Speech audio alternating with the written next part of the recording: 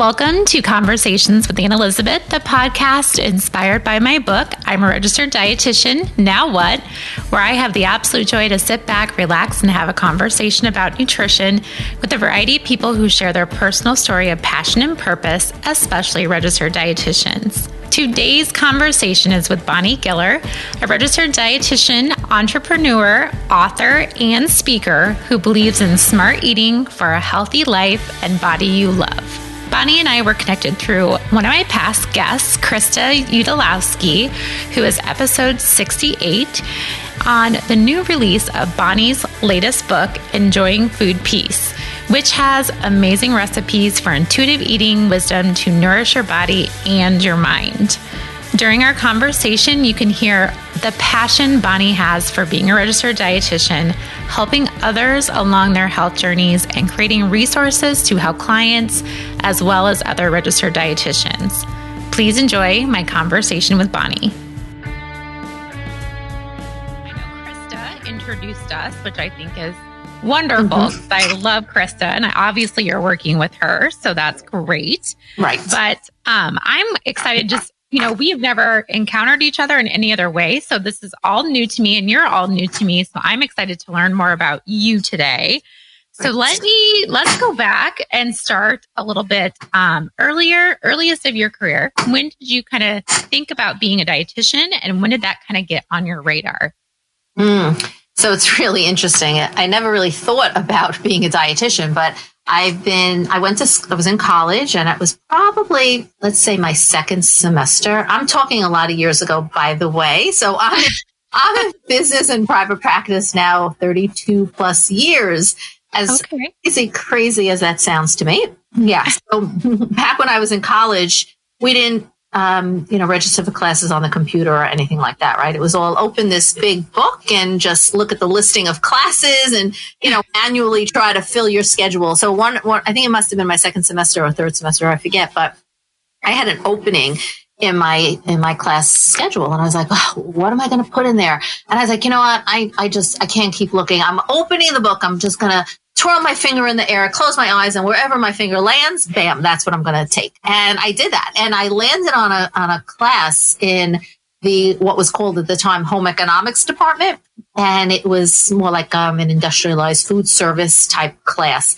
And I was like, okay, sounds pretty cool. Sounds interesting. Let me take it. And I loved it. I just loved it. And I couldn't believe how engaged I was in it. And I was like, wow, I wonder what this department has in terms of majors, right? What are the other courses? And that's when I started to explore, and I saw nutrition. And I was like, nutrition. So I took a general nutrition class for non-majors and absolutely just loved it. And then slowly but surely I said, I think I want to major in nutrition. And that's kind of how the interest began in nutrition. Oh my gosh. I know, right? That is very unique story, because just on a whim, you just took a class that kind of got you in the door, and then nutrition became an interest to you. Exactly. Where did you go to school at? I did my undergrad at Queens College in New York. Okay. I went on to pursue my master's. I started my master's at NYU, New York University. At that time, I was doing more of the business track, because when I completed my bachelor's at Queens College in nutrition, it was not the registered dietitian track at the time. I had said, no, I want to work in a hospital. That's just not what I want to do. I want to do more in the business. And so I had taken some fieldwork experience in a public relation firm, and I got involved in food photography and food styling and writing like media proposals and things of that nature. And I just loved it. And I even though like my mom was chirping in my ear throughout college, I think you should go for the RD. You never know where that can take you. And I'm like, no, Ma, that's nearly not what I want. And so I did. And then I started my master's at NYU on a business track, which is really what I thought I wanted to do. But then I was newly married, and then I got pregnant with my first child. And then I was thinking, you know what? I don't know, being in PR around food, there's a lot of deadlines that are really stressful. I was noticing that because I was doing some internships, and there's a lot of traveling that the people that I was doing, like in the PR firms that I was in, a lot of traveling people are doing. And I'm like, I just don't know if that's what I want to do, because I do want to have a family, and about how to balance that all. And so I then decided, well, then I took a semester or so off, had my baby, and then made the decision, you know what, I am going to go back to school to finish the didactic program. So take the courses that I had not taken in undergrad to get the didactic program completed so I could then go into an internship program. And so I did that at the same time I was taking master level courses, and I just switched gears and went, did a master's in clinical nutrition, and then went on to do an internship. At the time, it really wasn't even called the DI. It was an AP4 program. So I'm not really sure if you were around at that time, but AP4 stood for Approved Pre-Professional Practice Program, which by all really, it was the same thing as the DI is today, Sure. Structured just a little bit differently. And so I did that and then went on to work in the hospitals for many years. And that's initially you didn't really want to work in the hospital. I didn't. But once I got married, started having a family, and I realized that I wanted flexibility in my schedule and I didn't want to travel. I realized that the business track wasn't really the right thing for me. And then I did start to have that interest, in clinical. So it was interesting, time when you're in different seasons of your life, things are different, right? So as I married and having children, just my priorities shifted a little bit. And absolutely. Yeah. I mean, I do love the business side of things because I am in private practice now for many, many, many, many, many, many years. So, you really, there's a lot of business. You don't even learn everything you need to know to run a private practice. You don't even learn when you're in school, at least not when I was in school. But I don't think even now, it's not very right. much talked about. So, right. That's true. I do have dietetic interns that I mentor. Do you? I do. Yeah, I love it. I have nutrition students who come to do some interning in my office before they apply for the academy internship program. So it gives them a lot of experience. It gives them exposure to how to run a business and just to a different aspect of nutrition and dietetics. And it makes their application very competitive, which is really nice for them. I love that. That's awesome that you open your doors for that. Because I think it's definitely something that needs to happen and be out there for people that are thinking about becoming a dietitian if it's something that they want to do.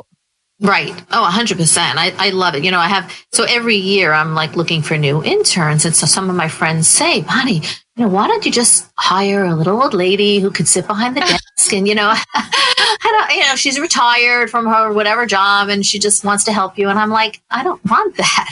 I really want to mentor and I want to just, be involved in helping somebody get their career off the ground. And I just love it. I do. So every year I go through that process of, finding new interns and training them and just mentoring them through the year and then help them with their application into the Academy DI. So. Oh, you're awesome. If I would have knew about you, I would have moved to New York and came to intern with you. I do actually have some virtual intern positions too. So anybody out there, if you're in New York, get a hold of me, contact me. If you're virtual, you want some experience, I do have some virtual interns that do some things for me as well. Oh, that's so wonderful. Yeah. So I'm sure we'll talk more about that. But so you did clinical when you were raising your family, and how did you kind of come around to liking clinical? Like, did it surprise you? Was it something that you kind of found certain areas that actually interest you? How did that work for you? Yeah. So I started as a clinical dietitian, just really pretty much seeing the general medical floors. And I will say that I had a private practice on the side throughout my years doing my clinical experiences in the hospitals, working in hospital, because I would say I started my private practice really early on, even before I actually finished my internship experience, because at the time I created a section in my apartment. I was married with only one child at the time. I had a pretty big apartment. So we sectioned off one area. I put a little desk and a file cabinet. And my first client was my aunt. And my second was my cousin. And then all of a sudden, their friends were coming. And I had a waiting list. It was crazy, but I was not doing nutrition therapy because I had not finished my internship yet. I didn't feel like that was the right thing for me to do. I was really doing, and I do cringe when I say this now because I don't push weight loss right now, but I was doing like weight loss, helping people to lose weight. But really I look at it as general nutrition and healthy eating and stuff like that. So I did always have a private practice. But when I actually got my first job in the hospital after I graduated from the internship, I actually moved out to Long Island and I created a small office space in my office, in my home. And that's when I started to see like outside people would come, even people. I used to live in Brooklyn before I moved to Long Island, and I would have clients from Brooklyn actually travel to Long Island to continue to see me.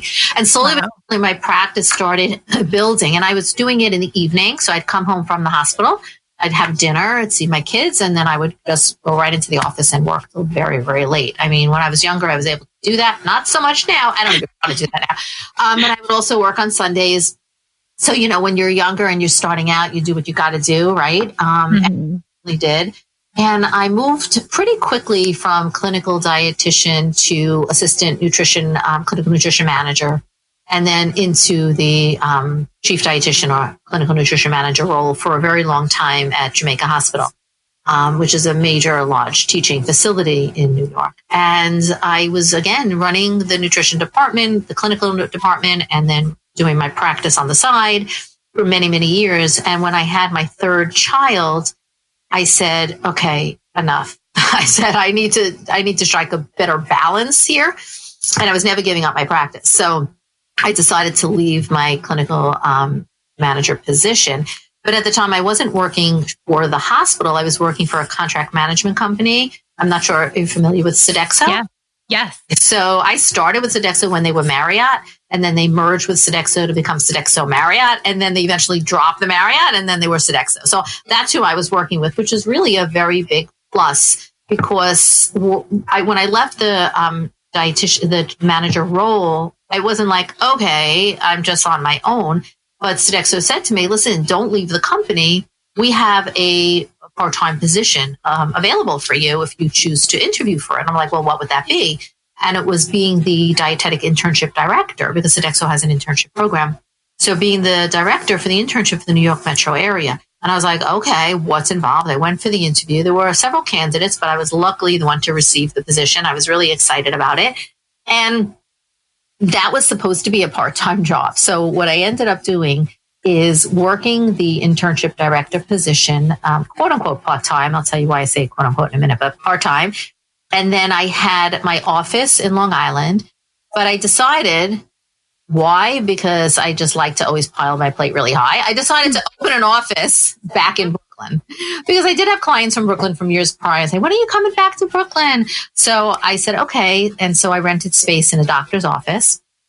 And so now I was traveling to Brooklyn. First, it started out once a week. Then I had my office here in Long Island, like 2 or 3 times a week. And then the other days, however many are left, I was doing the internship program. Wow. And that was really, it was crazy, let me say. But I want to imagine that you asked me before about, you know, what did I learn and what areas of dietetics. I tell you, when I first started working in the hospitals, that was the best experience ever. Even though, you know, I originally thought I didn't want to work in the hospital, you learn only so much in a classroom. And even in the dietetic internship, you're still learning. But when you're on that first job, you learn so much, right? Like that on-the-job training. And when students come to me now and say, Bonnie, I want to go into private practice. And I'm like, well, that's awesome. But I do recommend working in a hospital or a clinical setting for a while, because you see things, you learn things that you just didn't get in the classroom or even in the internship. You know, what that? I don't know. That's what I thought. I would agree. Yeah.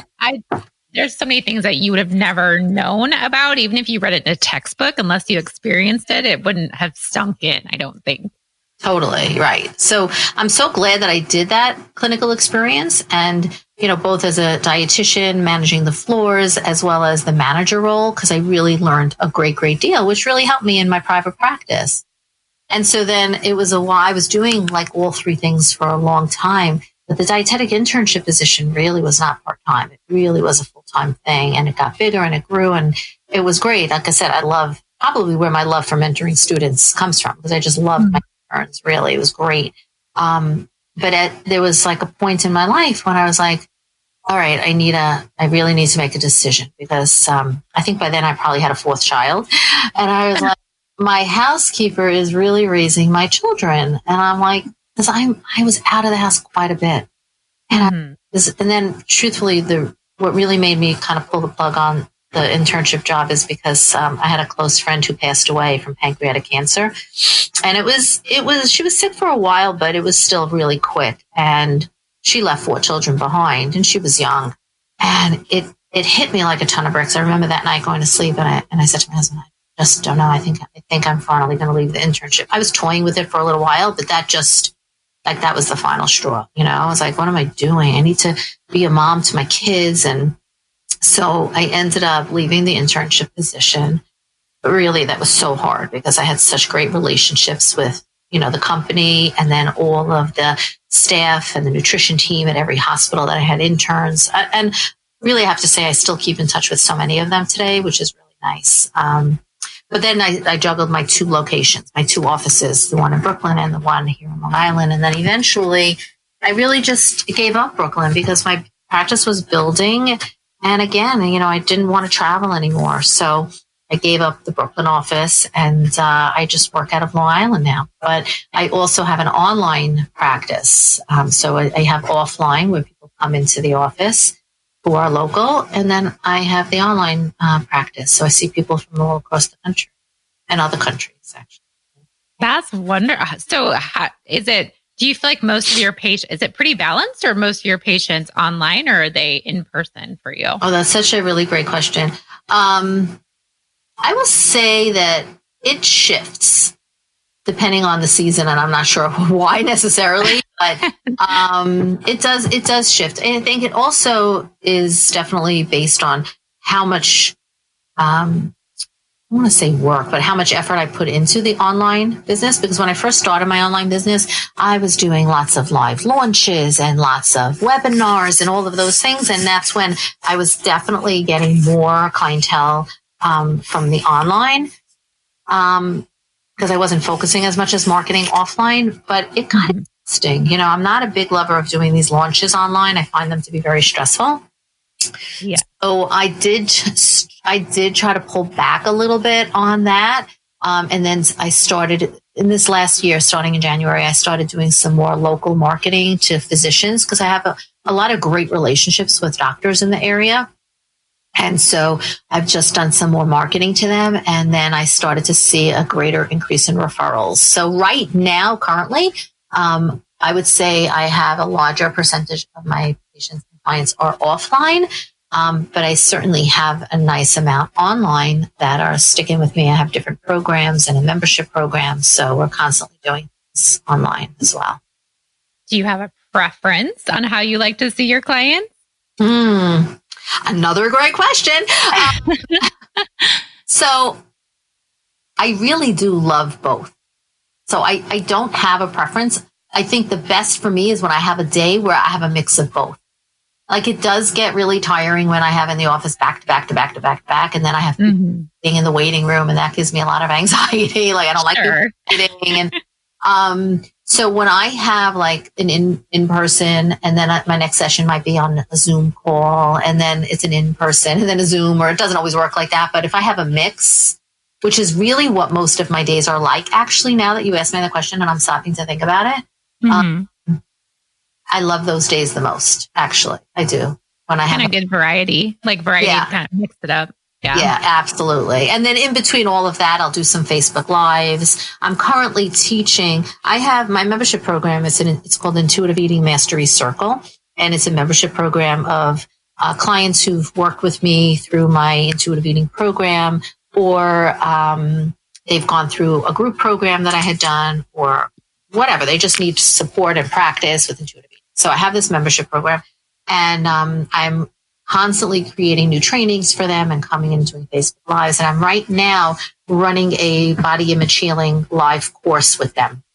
So every 2 weeks we meet on Zoom and I teach, and I love that also. It's just great. So there's a lot of combination of everything, right? You do. And that's what I love about when I was looking at your website. You have those different, like, you have programs on vibrant living, you have intuitive eating, you have diabetes. So are those kind of like your passions that you've kind of developed over the years, and that's what you kind of developed? Because I see that you have your CDE and you're also a certified intuitive eating practitioner as well. Yes, exactly. So diabetes actually has been a very big interest of mine for many, many years. And so I did get that CDE credential back in, I think it was even 95. It was a long time ago. And I do love helping people really manage their diabetes and blood sugars and so forth. And what's really exciting for me about that is I see how my philosophies have changed over the years. And in the years ago, when I would help people with their diabetes, it meant me creating like a quote unquote meal plan for them and, eat like this and your blood sugars will be great and all that stuff. Right. And it was great because if they followed the recommendations, it did work. But more in the last, I'm going to say 8 years, I shifted a lot of my philosophy into more of the intuitive eating and weight neutral approach to care, which I absolutely love. And I've taken, so really what I first did is I took the intuitive eating training and I applied intuitive eating into my life. And then I switched up how I work with my clients. And so, if people want to say, call me, Bonnie, I want to lose weight, I'm not going to work with them on weight loss. I will, depending on their history. So if they're a chronic dieter and they've got a really strong diet mentality, I'm going to suggest the intuitive eating work where we really work on shifting their mindset, learning how to attune to their inner signals again, and really regain that trust in their body. So that's the work that I'll do. Now, if weight comes off, it comes off, right? So, excuse me. I always say that, weight loss is not a behavior. It's an outcome of habit and behavior change. So I've taken that approach to now my diabetes work, because once I stopped doing meal plans for people, telling people, eat this in this time, in this amount, right? Like, yes. Do this. I don't really know when your belly is telling you you're hungry or how much it needs, right? And so I stopped doing that. And then I realized, well, my diabetes patients, I'm still doing that. It didn't jive. It wasn't feeling right. So I ended up taking a course on weight neutral diabetes education, and I totally changed the way I teach diabetes management now. And let me tell you something, it has been the best shift ever. I am now teaching people not to say, eat it like this and your blood sugars will be good. It's now, let's understand what's happening in your body with insulin resistance. Like, let's really get into that and show you that there are so many variables aside from food that affect your blood sugar levels. Let's understand that. Let me empower you to be able to know when you see a number like this or like that, high or low, what might be the cause and what might be some strategies for you. And I created this 4-month program, and the results have been amazing, and people are loving it and they're feeling empowered. And I am now loving it so much more than say, here's a meal plan, right? Meal plans are exhausting for you, and they're exhausting for your clients. But I love that approach with the diabetes, because I feel like they always are so intimidated by that diagnosis first and foremost, and then how they're going to have to take everything out of their lives and they're not going to be able to eat anything. But if you're talking to them more of like understanding what's going on, I feel like they're going to resonate with that much more. Totally. And also because doctors will say, okay, your blood sugar is high, lose weight and it'll come down. Like I just had a yesterday from somebody. She calls me and she said she has pre-diabetes. The doctor said, lose 20 pounds and you'll be fine. And she's like, no, I don't diet anymore. Thank God she answered that way. But she's like, okay, so aside from those 20 pounds, he had nothing else to tell me. I said, well, I have plenty that I could choose. So that's good. Right. So that was really great. So yeah, diabetes is a love. And then in general, nutrition education is still a love. And I had to figure out, how can I teach people about nutrition without falling back onto the diet bandwagon, right? So it was like, I sat down with myself and I said, okay, sometimes people will call me and they don't have a diet mentality and they don't need the deep dive intuitive eating work, but they still need to learn about nutrition. So how do I do that without creating a meal plan? And that's when I created this 5-step nutrition pillar program that I have. I feel like when I create programs, people really love that, because it's like, okay, there's structure to this, right? And I'm not going to weigh you, and it's not about the number on the scale. Did I lose weight this week? Did I not lose this week? And so now I teach them. Really, I have 10 pillars of nutrition, and which I teach them on each session. And it's a great, great way. And of course, I always touch on intuitive eating and hunger and fullness signals, because that's just a passion of mine. yeah, so I have the diabetes program. I have the nutrition pillar system education program. I've got the intuitive eating work. That is truly, those are my passions. I do IBS work with the FODMAPs. You probably saw that as well. Yes. That came out of a need because I just was I have several gastroenterologists in the area that refer patients to me. And there was just so many people with IBS or SIBO. And I said, I have to get skilled at the FODMAPs. So I do that. I'm not going to sit here and say that's my passion, right? But it's very interesting, but it is very satisfying when people's symptoms resolve and they really have more freedom around eating. So I have to say that I do love it. If I didn't like it, I wouldn't do it. So over the years, I've really targeted the work that I do. So those are my 4 main areas that I really I work with. And that's a lot of areas to cover for all the people that you're seeing and helping. It is. And, I will say, though, that the a theme covering all of those 4 different areas is really intuitive eating and weight neutral care and helping people really regain what I call whole body trust. So where you're trusting in your mind. So your thoughts and beliefs around food and choices that you make, you're trusting in your hunger. So hunger trust, which is where your signals, your body gives you signals. Is that a physical hunger? Is that an emotional hunger? Distinguishing between the two. And then finally, food trust, trusting the choices that I make for myself, that they're the right choices for me because, I'm mindful, I'm intuitive, I'm feeling it, and I'm able to make decisions versus somebody else always telling me what to eat. And so those 3 pillars of whole body trust really kind of go across all of the work. It's diabetes. It's learning when my blood sugars are high, how is that feeling, right? And it's really trusting what my body's telling me. It's same thing with the IBS treatment. It's in general with nutrition and fueling my body. And then, of course, it's the deeper intuitive work. I love that's so great. I love it. And so on top of all that, you also do speaking engagements and you're an author. So talk to me about how you fit all of that in as well and how you got interested in doing those 2 things. Yeah. I mean, speaking, I think you could tell I'm talking a lot. Sorry about that. This is about you. So once I get started, when I talk about my passions, and it's just so funny because if we go to a social function or something and I'm talking, someone comes over and oh, hi, nice to meet you. What do you do for a living? My daughters, if they're standing there, they're like, oh no, how long do you have? That's cute. It's just so funny. But, so yeah, sometimes local organizations or, women's groups, things like that will contact me to come do some talks. Sometimes for a corporation, I had a contract with one, a local corporation to come in and do a series of lunch and learn seminars. It's a lot, right? So I have some presentations that I've put together. I'm actually just updating them now. And I do have interns that really do assist. So if I want to update a presentation, I have them do some of the research, right? And work with me on the PowerPoints. So I'm not doing as many speaking engagements outside versus online. So I do some online things as well, but I'm not doing as many just because you're right. That's hard to juggle so much, right? So, but I do love doing that when they come up. And as far as, writing, I kind of fell into that. I mean, this last book was my 4th book, Enjoying Food Peace, but the very first book was a cookbook. And the way that it just happened because I would give my clients here's a sheet with a recipe, a handout. Oh, you want a recipe for whatever, chicken marsala? Here's a sheet. I'm as if you're seeing me right now. I'm handing you a sheet as if you're inside of my desk. This is really funny. So I'm here, have a piece of paper. And so literally I'd be giving recipes out all the time. And, then I'd say to somebody, oh, so how was the recipe? I didn't make it. I don't know where the sheet is. Oh, do you have another one?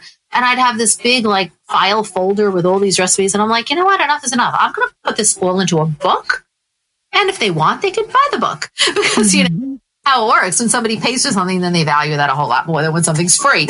So I mean, I went with just a cookbook publishing company, which is sort of like a company that if your local synagogue or church or temple or something, wanted to put, or a fundraiser together kind of book, right? So it wasn't fancy or anything like that. That was my very, very first cookbook. And it was so fun because I sold it mainly to people in my office. I didn't have an online practice at the time. So it was like people would come in, oh yeah, let me buy that. It wasn't expensive or anything. And then my second book was, so I have a lot of clients who celebrate Passover, Jewish holiday Passover. And a lot of times I would have them, they would say to me, oh my God, Passover's coming. Oh my God, I'm going to gain 10 pounds. Oh my God, I can't eat what I really love. And I was like, hold on, back up. Yes, you can. So I decided to put a Passover cookbook together and really show them how with a few tweaks, you really can enjoy your traditional foods on the holiday. And so that was my very second book. And I learned from all the things I did wrong in the first book, like ingredients were out of order, like things like that, right? Mm-hmm. Fix that up in the second book. And that's when I used an online self-publishing firm to help me with that. So that's called Passover the Healthy Way. And that's really fun. And I still sell that today. That's a couple of years old though. And then the third book is called My Supermarket Sidekick, your aisle by aisle shopping guide. And again, I never planned to write any of these books, right? So the way that one was born was I used to actually go with my clients to the supermarket and go up and down the aisle and teach them how to choose products and things like that. And it got to a point where I didn't have time to do that anymore. And it was costly for the client, right? So I said, you know what? I'm going to put that into a book as if, you're shopping with me, but instead of in person, everything I would be saying to you in person, it's now in a book. And so that's how that book was born. And it's a smaller size book, so it fits into your pocketbook or your knapsack. And there's also a Kindle version, so you can pop it open on your phone when you're in the supermarket, and it answers all your questions about nutrition and labels. And I'm in the whatever. Produce aisle, I'm in the meat aisle, I'm in the dairy aisle, everything you might need to know about foods that you find in that aisle. So that book was born. And my final book, The Enjoying Food piece, that one was very interesting because the truth is that one I was working on for many, many, many, many, many, many years, like 6-7 years or something like that. Because it's not a full-time job, right? It's just, It's not. So every time I could, I'd kind of start working on the recipes. And you know what? My interns were very, very interested in it. So we ended up putting together a cookbook team. This is the book that you have this book, right? Yes, I do. Yeah. I love this book. So thank you. So this is the book that I am so super proud of and really want to be known for. So I put this team together of these interns and myself. And I create recipes, and then I say, okay, so now everybody would take a stack of recipes and they would prepare them. And then we'd come together every Tuesday in my test kitchen, which was basically the kitchen in my house. And we'd all bring our products, and then we'd sit and we would taste, and then we would evaluate for taste and texture and flavor and all of those things. And I had worksheets. We'd write up a worksheet and evaluation. What kind of changes should we be making? And then if we recommended some changes in spices or herbs or whatever, we'd come back and redo that recipe and then come back again. So this happened over so many years. It was fun, actually, really a lot of fun. And then we did food photography. We took pictures. And so over time, it evolves into what you are holding today. So it didn't actually start out as a cookbook with the theme of intuitive eating. But as I said, over the years, my philosophy changed. And so when philosophy changed and what I believe and what I practice, I had to bring that to the book as well. So in the last year, I made a lot of changes to what I thought was completed recipes or these head notes a head note is when you describe a little bit about the recipe first. I had to change things because then as I was going through it, I noticed, the head note sounds a little bit like there's diet messages there or diet. Got to switch that out and change it. These are all the things you have to really look for. You have to be careful about, right? Because I wanted to send the right message because basically the recipe, the message with this book is that you can absolutely eat all the foods you love, right? So as a dieter, people think they quote unquote can't eat certain foods, and that's not the case at all. And with this book, you'll see there's a variety of books, recipes all the way from soups and salads through desserts. And so many things that as a dieter, you'd look at that and like, oh, I can't have that. I'm like, Right. And then, of course, peppered through the book, I put some intuitive eating wisdom and really reviewed the principles. Because, when you read a principle of intuitive eating or a little blurb that I have there, that kind of gets into your subconscious. And we do know the subconscious drives our actions, right? So that was really my thought for putting in some intuitive eating wisdom as well. Well, I think that's my favorite part because that's the one thing that stuck out to me as I was going through here. And I loved how it spread throughout, your intuitive eating wisdom is spread throughout the book.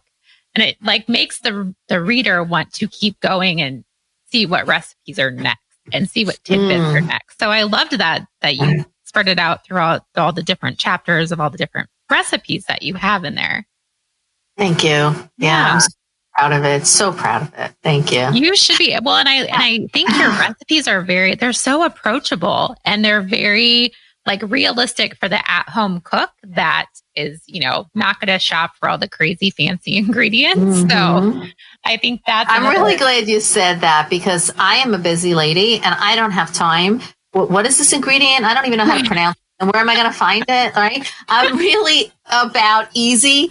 And so that's important. Thank you for noticing that. Like just this week, I was on vacation last week. So I came back this week and I'm like, oh my God, we have no food in the house. I have to cook for the week because I really try to cook in advance. So my family has dinners because if I work late, I don't want them coming home and they're like, fridge is empty. What's for dinner? Right. So in advance. So like on Sunday, I did some food shopping and I cooked. I made the tofu burgers. I don't know if you like tofu, but if you do, the recipe, I don't remember what pages. I don't have the book in front of me, but the tofu burgers, I was a little tired, so I didn't want to make it into burgers. So I actually made it into a loaf. Oh, nice. It was so yummy. I made the shakshuka and I made, which we're going to eat tonight, the eggplant casserole. Let me tell you something. It's really funny because, my husband was part of the taste testing. Every time I'd cook, he would get to eat it, right? He loved that part. And so last night, he said, when we finished dinner, he says, wow, this is really good. You're pretty good in the kitchen. Well, thank you. I do have a cookbook, Yeah. But all the recipes, I don't always have the time to cook, real recipes and stuff like that. But when I do, they're so delicious and they're really easy. So they are. I made the lentil stuffed tomatoes this past week and they were amazing. And I also made the fruit cobbler. That was a really good recipe. I felt like I was eating grandma's fruit cobbler. So right. Yeah, so good. But I love kind of I also like the Mediterranean kind of take you have on a lot of your recipes with the vegetables and, the olive oil. And I think that's kind of a lot where we're headed, even in dietetics, is kind of promoting more of that plant-based. And so it's a very user-friendly, it's a dietitian-friendly. I've given recipes out to some of my clients too, because they've been asking for easy kind of plant-based recipes, Mediterranean recipes. So I've shared a couple and I've shared your book too to order it for them because I feel like it's a front to back great resource for people in their kitchen. Awesome. Thank you. Yeah. Personally, my eating style lends more towards Mediterranean, vegetarian. That's my personal preference. It isn't to say I won't eat, a little chicken here or there, but it's not my preference. And so it's why you found that with the recipes in the book, that it leaned more towards that. Well, I need to eat more that way. So you're helping me do that. Okay, good. Okay, well, you try those tofu burgers and I will. Okay. I will. That's one thing. Tofu's tough for people. It's kind of a tough sell. So yeah, if you can give them a good recipe that, works and tastes good, then that's something I probably need to just make. I work in retail, so I should just make it up and have people try it out in the store and see how it goes. Right. Oh, that would be cool. Yeah. I will let you in on a little secret. I actually have a volume 2 of the book. Kind of I'm working on it.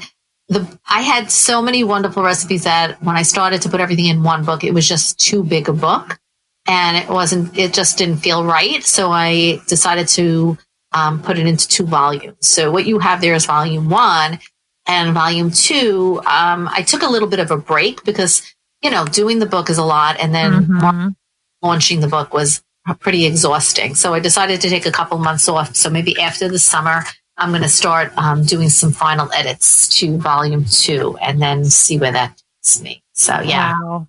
So how do you balance it all? For the dietitian listening to you right now going, holy moly, she does so much stuff, and balance of family and balance of social life and all that kind of stuff. What's your words of wisdom? Number one, acknowledge that it's hard and it's never going to be perfect. So that's for sure, right? Because I have some days that are easier than others. But what I will tell you is that I have learned in the last couple of years how to say no when I feel that it's not honoring my own self-care. I used to be, you need me to do that? Oh, absolutely. You want me to take you there? Oh, absolutely. You need an appointment? Okay, fine. And I would put them in on my lunch break or whatever, right? And I finally said, that's not good for me. I don't feel right. I don't feel well when I don't put myself at the top. I don't mean being selfish, right? I don't mean that at all. But I mean that if I know that if I say yes to somebody, but that'll make it harder for me later, and I'm going to be exhausted or resentful or frustrated, then I have to say, you know what, I can't do that for you now. I could do it for you later, or I could do it tomorrow or next week. It took a lot to learn how to do that.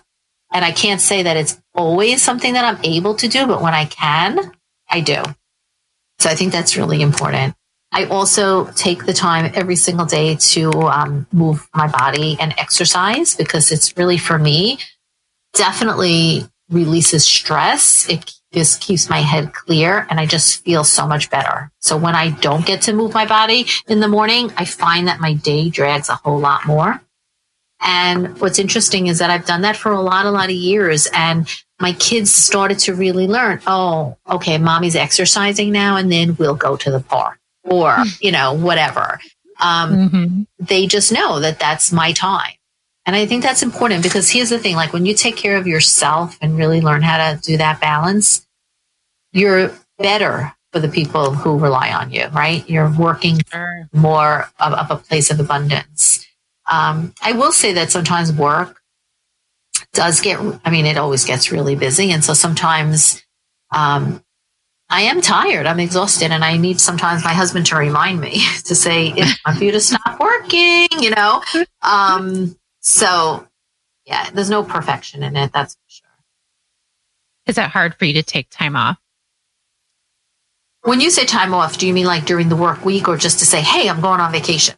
Either or. Even, it's because I would think your schedule is probably pretty planned each week. So you're not like, oh, it's afternoon, I'm just going to cancel everybody and reschedule. Oh, yeah, I can't do that. No. That doesn't happen for you. My schedule is, right, like on a Sunday, and I say, well, let me see what's going on for the week. I mean, I know there's no room for moving. Yeah. Yes. I do leave Tuesdays as a day that I don't book clients generally. And it's a day that is, I work on projects. I catch up on other things that I have to do work-wise, which is, a lot versus face-to-face patient care, right? But I also Tuesdays if I need to have a doctor's appointment or take my child somewhere. So Tuesdays and Fridays, I have those 2 days. So I really book clients Mondays, Wednesdays, and Thursdays, full days. And then Tuesdays and Fridays, I do the other stuff and the other projects. So I try my writing, when I do writing, blog writing and other things, working on the cookbook, things like that. I try to save for those days where I could really block out a certain amount of time and focus on that, because it's not possible to do that stuff on days that I have appointments with clients. But vacations, I love taking vacations. I don't take enough vacation, but I do love taking vacations. And so what I got really good at is when I go on vacation, I tell my clients, I'll see you in a week. And I really honor that. So I don't check email. I don't listen to messages. I don't call in for messages. And I do have my membership program. We have a private closed Facebook group. I used to check the Facebook group and sometimes post in it. I don't do that anymore. I let them know that I'm going to be away from this date to this day, and I'll see you on Monday when I get back. And I do have a community manager who's in that group that can kind of answer any questions that people have. But they are, I love my clients because they're like, Bonnie, you deserve it. Go, don't think about us, whatever. So it's Although I will say that it was hard for me to stay away from them because I love them so much. We're like a family, that little group. Sure. And last week I was on vacation, and my second to last day of vacation, I actually went into the Facebook group. I posted a picture of me in the pool, relaxing, and just saying, "Hey, I'm thinking about you. Hope you're all having a good week." That kind of thing, Sure. They were all so sweet. I'm like, "Oh, thanks for thinking of us. You look like you're having such a relaxing time." That kind of thing. So it was nice. Yeah. Oh gosh, that's so great though. That's good that you probably need to take more, but it's good that you do set your boundaries as well. I do. That was one of the conversations my husband and I had. Like I try to have those serious conversations when we go away, because we never have those conversations when we're both working like crazy. So I was like, you know what? This is so nice. We really need to do more vacations during the year. And to my surprise, he agreed. So I'm like, good. So maybe we'll go away again in November, which we have never done, but I'm hoping. So that's good. You definitely should. If you're in that mindset, that means you need to move forward too. Yes, absolutely. So good. Yeah. Well, it's been so fun. I mean, I feel like I could talk to you about 10,000 different things. And we just don't have enough time. But I think that you are one person that if anybody is looking for any advice on private practice or clinical dietetics or writing a book or any of those things, that you're a fantastic person to reach out to or intern with or anything like that. Absolutely. It'd be my pleasure. I love helping and guiding people for sure. And where I know that you do have your books on your website, is there another location that people can purchase? Are they on Amazon? Yes, actually, my books are all on Amazon. The 3 books are currently live. So Pass Over the Healthy Way, My Supermarket Sidekick, and Enjoying Food Peace are all on Amazon. So you can shoot over there and pick up your copy. And if you would be so kind to put a review on Amazon after you love it, that would be so fun for me to read and appreciate it, because it kind of bumps it up. So that would be great. Absolutely. I'll have to do that for you for sure. Thank you. And I also have a special link for you, for your listeners, for 10% off my Enjoying Food Peace book. So if I didn't send that your way yet, I will send you that link, and maybe you can put that in the show notes for people. So I would be happy to. Yeah, that would be a link which will, it's not to Amazon, but it would be a link to purchase the book at 10% off from my website. And it's a special link. Okay. And then you would get a signed copy and 10% off. So very good. Yes. Please email that to me, and I'll put that in the show notes when your podcast is on, for sure. Totally. Well, I love chatting with you. I love learning about you. I love your cookbook. I seriously, I'm not a cookbook person at all, and I'm not a cook. So I just really resonated with your book, and I really, really loved it. So I hope you know. Thank you. It means a lot to me. It's going to go up, and I don't have a lot of cookbooks in my kitchen, so it'll be in my kitchen. Oh my gosh. Forever. Yes. Well, that means so much to me. Thank you. And I'll just mention my website for anybody who wants to learn more about what I do in my programs is brghealth.com. And that's my main website. And, for intuitive eating, because it's such a love of mine, I do have, I have all my intuitive eating work housed on another website called dietfreeradiantme.com, but that can be accessed from my main website anyways. But yeah, so for people who are interested, or dietitians are like, oh, let me see what she's doing and just, get some ideas. So absolutely check out my stuff. Yeah, I'll link both of those on there too as well in the show notes. Excellent. Okay. All right, I have a few hard questions for you before I let you go today. Okay. So will you share with me some of the foods that you enjoy? Yes. Eggplant. Anything eggplant. Love eggplant. So that's why I actually said earlier with you, I made an eggplant casserole, roasted, grilled eggplant, anything you could do with eggplant. I love. It's so versatile. I know. And it's so weird, right? Like I recently said that to someone, and your favorite food is eggplant. That's really weird, Mommy. I'm like, I'm sorry. I just love it. I will say that I also love ice cream. So put it out there to millions. Oh, good. Both. Do you have beverages that you enjoy?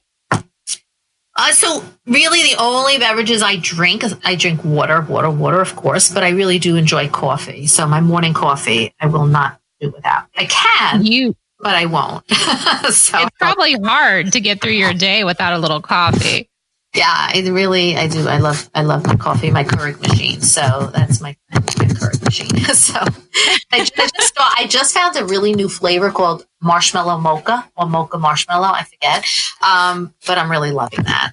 And then I love my glass of white wine on occasion. So yeah. On vacation, right? Oh, no, on occasion, but also on occasion. Oh. Yeah.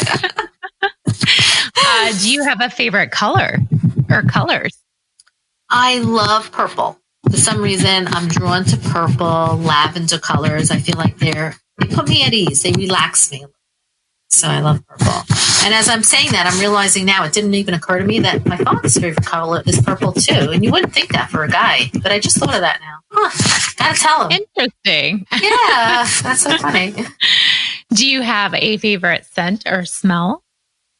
So now that it's the summertime, I'm really loving the beachy scents, so anything that reminds me of the beach or the boardwalk, those kinds of things. So like I have these Bath and Body Works after shower lotions, and that's kind of what I'm smothering on me now. Boardwalk scents and so forth. Yeah. Yeah, that's a good smell. Yeah. That's what I like now. I mean, not a dirty beach smell, but a free. Yeah, no. Yeah. Like, not like, hey girl, you need a shower, you smell like suntan lotion. That's what I'm talking about. And then what brings you joy in life, Bonnie? My family, my children. I didn't mention I have 3 grandchildren. So oh wow. I do. Let me put a shout out to my boys, Evan, who's 6, and Zach, who's 3, and my little new granddaughter, Katie, who's only 3 months old. Aw, how sweet. You have a busy family life too. I know, right? 4 kids, 3 grandkids. My 2 oldest sons are married, and my 2 daughters are still single. They're still young, so that's okay. But yeah, we'll give them time. But spending time with them and my family and my kids, it just brings me the most joy ever. So yeah. That's wonderful. Well, thank you so much for spending time today. And we'll link everything for all your fantastic work, and thanks for all you do for our profession. Oh, my pleasure. And thank you for having me on and talking. I love it. Thank you so much. And best of luck to you and all that you do. This lady, she can do it all. She is so amazing, and she makes it seem very seamless and flawless. I highly encourage you to go check out her website, brghealth.com, for all the great information and resources she has. She also has a wonderful blog. She writes that each week with great tips that you can also share even with your clients. I do truly love her cookbook. I've made quite a few things from it lately, and I know that I'm trying to eat a little bit more plant-based a couple days a week. And I did try the tofu burgers, and they're delicious. I was kind of shocked. No lie, I thought they were really good. So I linked the special code, the 10% off code for her book in the show notes. I highly recommend you purchase this great cookbook, if not for yourself, even for your clients. And that's brghealth.com/10% off book. So again, order that cookbook. It's also in the show notes. My website, AnnElizabethRD.com, is where you can read my latest Embrace the Hell Yeah blog posts, as all my previous podcasts, show notes, and links to things we talked about during all my conversations with these great nutrition experts. My book is also available for purchase on my website, and there are now 15 CEUs approved for self-study through the CDR, which you can purchase on the website too. I hope we can connect more on social media by finding me on Instagram, Facebook, Twitter, and Pinterest at AnnElizabethRD. Remember to be great always, find the joy in each day, and to start a conversation that truly matters.